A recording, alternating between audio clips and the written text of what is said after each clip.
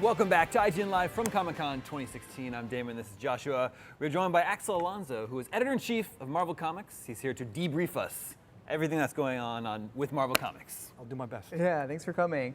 Right now, I do want to talk to you about Marvel now in a second, but right now, Civil War II is in full swing.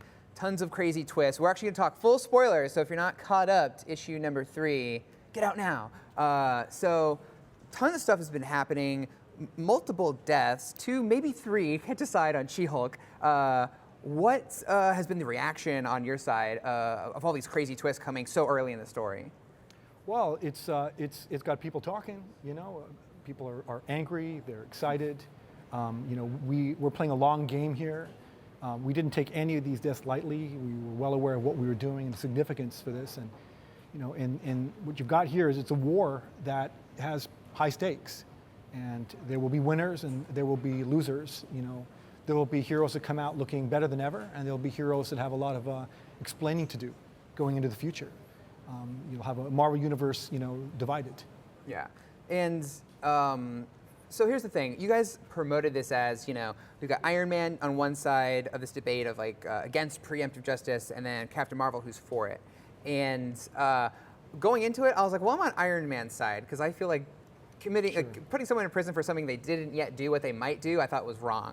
And then in leading up to this, you guys were like, oh, you'll flip-flop back and forth. I've actually yet to be on Captain Marvel's side. In the office, or just what you've seen from fans, do you see a lot of people supporting her, or have we yet to get to the part where we're supposed to be on her side? Well, I think that there's developments to come that might change your position. Battle lines were drawn at the announcement. Captain Marvel fans, Team Carol fans, they were down with it from day one. And like you said, a lot of people stood with Iron Man because they just, if they just looked at the issue in its essence, they figured, if I'm looking at all angles of this issue, this is where I stand. We have some challenges ahead for you. There will be characters, who change their allegiances, and I think that there will be readers, maybe yourself as well, who flip-flop. Okay, and coming out of Civil War, we know that things will get a shakeup. Divided we stand. That's sort of the headline for what you guys are doing come October. And a big part of this is that, I don't know what, but something happens to Iron Man. We actually get 2 new Iron Men, one being Dr. Doom, which is crazy, but that's been sort of seeded throughout, so it's interesting to see that finally develop. And another one was a big surprise that Riri Williams, an African-American teenage genius, is now Iron Man. And of course, when things happen like this, you get a lot of, opinions sure. Yeah. On the internet and from fans. So again, what was it like for you to hear what people had to say about the new Iron Man being Riri Williams? Sure, well, I'll start with, when we were plotting Civil War II, developments in the story made us pivot.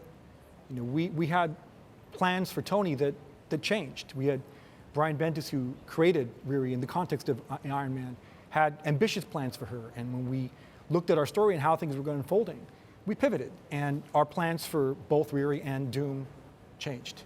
In Riri's case, she was elevated to the position of Iron Man, which is a big thing. Whether she adopts the name Iron Man long term, read and see. The reaction has been interesting. There are people that just flat out don't want to see a character like Riri Williams. Just flat out don't. Draw your own conclusion from that. And then there's certain people have said, well, we're troubled because it's not an African-American female writing the character.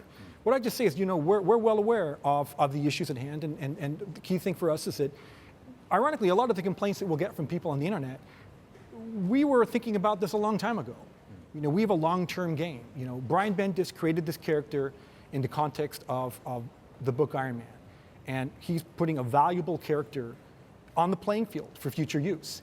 Don't be surprised if someone else gets to write Riri Williams down the road, and maybe we won't be having this conversation. Okay.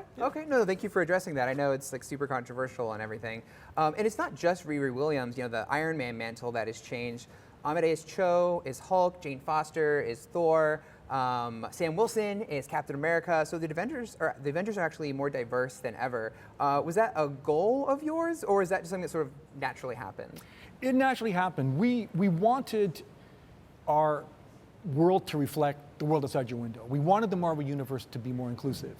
But it really started, there was a key moment, if you go back to Miles Morales, the African-American Latino Spider-Man, and Kamala Khan, We had a couple of instances where we put new characters in a familiar mask and people reacted positively. After an initial wave of anger, people settled down, they learned to love the characters. There was a point at which Rick Remender, who at the time was writing Captain America, and Jason Aaron, who was writing Thor, independently came up with stories that had the classic characters losing the hammer or the shield.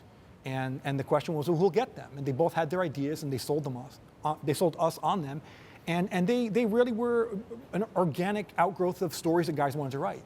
And we've just put the pedal to the metal on that. It's very important to us, to me, that kids who pick up our comic books can see their reflection. I myself am Mexican American. I grew up yearning for a character, look in the mirror, and I would look at them and see my own reflection. And they were hard to find. So seeing a guy like Robbie Reyes out there is a start. I'm married to a Korean American woman who I scored major points with when we made the animated show The Incredible Hulk. Again, Asian superheroes, there's not too many of them. So to see, arguably the most physically strong character in the Marvel Universe being Asian American, I think it's a fun thing, it's an important thing, and ultimately the fans will decide whether they like that character or not, and we'll see. Yeah, so totally awesome, Hulk. I'm going to ask you something. I know you get this all the time, but with the Marvel Now announcements, there were a ton of cool books to get excited about, but there was only one X-Men book, and it was called Death of X, right? And there were no other X-Men books in the lineup. And so I feel like the knee-jerk reaction to that is, why does Marvel hate the X-Men? Of course, like alluding to the fact that Marvel doesn't control the movie rights because they belong at Fox. But when I look at the talent on those books, I see like Jeff Lemire, I see Andrea Sorrentino, I see Cullen Bunn. And if I want the X-Men to fail, I wouldn't put some of the best creators in the business on them, right? So I feel this like tug and pull, like, well, they weren't a part of Marvel Now, but there's these great creators on them. So what can you say? What's going on with the X-Men, and why weren't they part of that big rollout? Well, I don't want to do spoilers here, but I will say, we do get a little bit of fun out of just, teasing people here. Stop it! We have done an announcement here, the Death of X. We'll be revealing more about what that means in due time. What I will say is that, you said it yourself. If we were that interested in killing the X-Men, would we have devoted the talent we did to these books? They're important characters, firmly embedded in the Marvel Universe, and I guess you'll have to find out what Death of X means very soon. Okay. Man, what a teaser. Well, speaking of teasers, you also have an announcement about Black Panther coming up this weekend. Is that right? Yes, tomorrow we'll be making an announcement about an expansion of our Black Panther plans. Very excited about that as well. Ta-Nehisi Coates and Brian Stelfreeze are just knocking people away with this book. The number one selling book of the month, sold about 350,000 copies. We're reaching new readers. It's part of a larger plan that we've had, and I'm thrilled. The Black Panther is one of my personal favorite characters, dating back to when I was a little boy. Yeah. And I remember loving the Black Panther and being mildly disappointed when he peeled back his mask and he was black and he wasn't Mexican. So the long and short is that I'm thrilled to see him in play, and I'm thrilled to see Ta-Nehisi's created a corner of the Marvel Universe that we're going to be expanding on. Yeah, that book it really is something else, and it reads unlike any other Marvel comic on the shelf, and I think that's got to be a part of why so many people are gravitating towards it. Another book I know that you're excited for is that you finally got the Genndy Tartakovsky written and drawn Cage comic starring Luke Cage, who's also having a Netflix series coming up. So I know you have a special story, a bond with that with your son, right? I was thrilled. This was a project that took a while to happen, but my son Tito and I bonded hardcore over Symbiotic Titan. Yeah, by Genndy Tartakovsky just an as well, amazing cartoon and just amazing, mind-blowing, visionary storytelling. And so to see him doing a Marvel comic book, let alone Luke Cage, another personal favorite of mine from my childhood, dating back to when I would sneak into blaxploitation films, in San Francisco. It's just great to see Cage in the tiara and the yellow shirt unbuttoned down to the navel and the chain belt back on the streets, as a hero for hire. Yeah, total classic. And I love that about Tartakovsky's work. There's a ton of other Marvel Now books. Is there any others that have you really excited? Well, I'm excited about a lot. I'd say, really keep an eye on Champions. Champions is a new team book. You've seen the roster. It includes some of our most popular young characters, Kamala Khan, Miles Morales, Amadeus Cho. They formed their own team. And it's very much a reflection of the Marvel Universe, which stands divided. Why are those characters forming a team? What is their mission statement? What does this mean for the Avengers, for the larger Marvel universe? Can they coexist even? You know, we're about to find out. Okay. That is unfortunately all the time we have today. But we are very excited to see what happens with Civil War and Marvel Now. So Axel, thank you so much for coming by the show. Thank you. Stay tuned. Much more to come right here on IGN Live from Comic-Con 2016 after this.